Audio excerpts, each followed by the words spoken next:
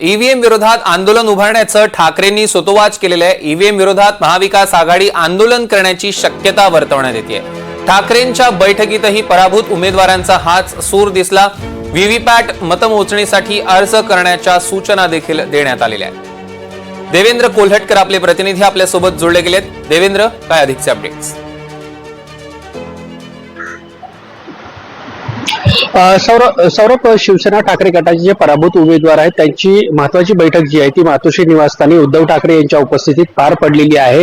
शिवसेना ठाकरे गटाला विधानसभा निवडणुकीत मोठ्या अपयशाला सामोरं जावं लागलं। अपेक्षित उमेदवार जे आहेत ते त्यांच्या निवडून आलेले नाहीत, त्यामुळे राज्यभरातले जे पराभूत उमेदवार आहेत ते आज मातोश्रीवर आले होते। नेमक्या काय अडचणी त्यांना जाणवल्या आणि ह्या पराभवाचा सामना का करावा लागला याची कारणं जी आहेत ती उद्धव ठाकरे यांनी त्यांच्या उमेदवारांकडून जाणून घेतलेली आहेत आणि बहुतांश उमेदवारांचा जो सूर आहे तो ईव्हीएम विरोधात पाहायला मिळतो। त्यामुळेच आता या ईव्हीएमच्या संदर्भात उमेदवारांची मतं जाणून घेतल्यानंतर या संदर्भात एखादं आंदोलन उभं करण्याची तयारी जी आहे तर शिवसेना ठाकरे गट आणि महाविकास आघाडीकडून करण्यात येते। या संदर्भातलं नियोजन जे आहे ते केलं जाणार आहे। मात्र उमेदवारांनी ज्या पद्धतीची माहिती दिलेली आहे, जी उद्धव ठाकरे यांच्यासोबत चर्चा केलेली आहे त्यानुसार आता या सगळ्या ईव्हीएमच्या घोळा संदर्भात लवकरच या प्रकारचं एक आंदोलन किंवा एक प्रकारची चळवळ जी आहे ती उभं करण्याचं सुतोवाच जे आहे ते उद्धव ठाकरे यांनी आज पार पडलेल्या बैठकीमध्ये केलेले आहेत।